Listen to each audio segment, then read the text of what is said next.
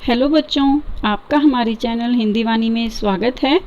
पिछले भाग में हमने पढ़ा था कक्षा 7वीं की पाठ्य पुस्तक वसंत भाग 2 का 19वां पाठ का नाम है आश्रम का अनुमानित व्यय।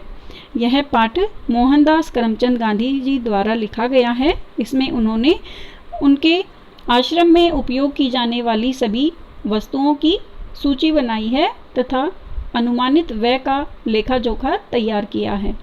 आज इस भाग में हम इस पाठ से लिए गए अभ्यास के प्रश्नोत्तर पढ़ेंगे। हमारा पहला प्रश्न है, गांधी जी ने आश्रम की स्थापना कब करनी चाहिए?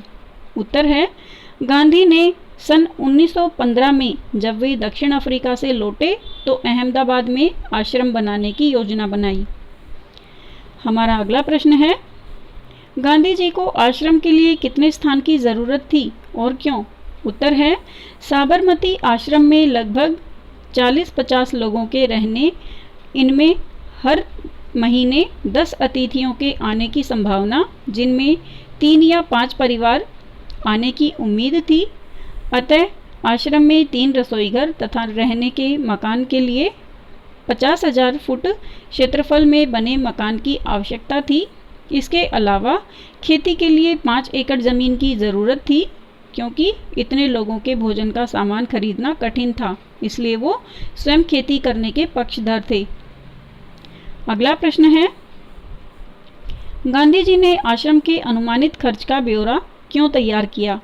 उत्तर है, गांधी जी द्वारा लिखे गए पाठ आश्रम का अनुमानित व्यय से हमें सीख मिलती है कि यदि हम कोई भी कार्य करना चाहें तो सोच समझकर पहले ब्यौरा बना लेना चाहिए, ताकि उसके अनुमानित खर्च को भी जाना जा सके तथा इस हिसाब से आगे बढ़ने का रास्ता भी साफ दिखाई देने लगता है।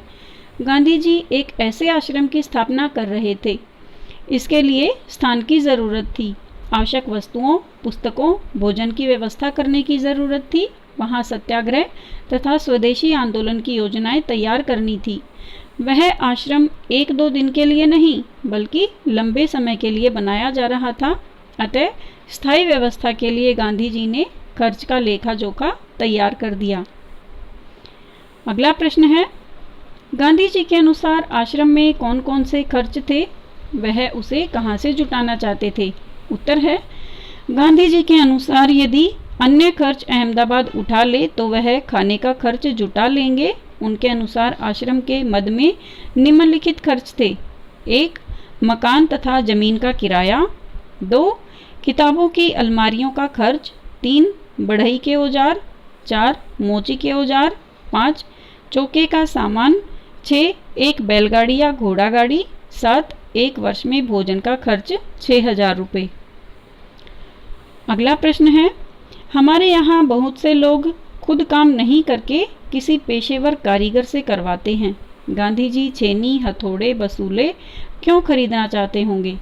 उत्तर, यह सत्य है कि हमारे यहाँ अर्थात भारत में बहुत से काम लोग खुद ना करके किसी पेशेवर कारीगर से करवाते हैं। गांधी जी छेनी, हथौड़े, बसूले इसलिए खरीदना चाहते होंगे ताकि लोग कुटीर उद्योग, लुहार व बढ़ईगिरी आदि को बढ़ावा दें, आत्मनिर्भर बने व छोटे छोटे कामों के लिए दूसरों का मुंह न ताकें। अगला प्रश्न है, इस अनुमानित बजट को गहराई से पढ़ने के बाद आश्रम के उद्देश्यों और कार्यप्रणाली के बारे में क्या क्या अनुमान लगाए जा सकते हैं? उत्तर है, अनुमानित बजट को गहराई से अध्ययन करने के बाद हम आश्रम के उद्देश्यों को भली भांति समझ सकते हैं। स्वावलंबन की भावना का विकास करना, अतिथि सत्कार करना, ज़रूरतमंदों को आवश्यक सुविधाएं प्रदान करना, बेकार लोगों को आजीविका प्रदान करना, श्रम का महत्व समझाना, कुटीर उद्योगों को बढ़ावा देना, चरखे, खादी आदि से स्वदेशी आंदोलन को बढ़ावा देना, यानी हमारे देश में बनी हुई चीज़ों का ही प्रयोग करना, सहयोग की भावना का विकास करना। इस आश्रम की कार्यप्रणाली का मुख्य आधार आत्मनिर्भरता है। उम्मीद है बच्चों, आपको अभ्यास के ये प्रश्नोत्तर समझ में आ गए होंगे। यदि आपको यह वीडियो अच्छा लगा तो आप इसे अपने दोस्तों के साथ ज़रूर शेयर करें। धन्यवाद।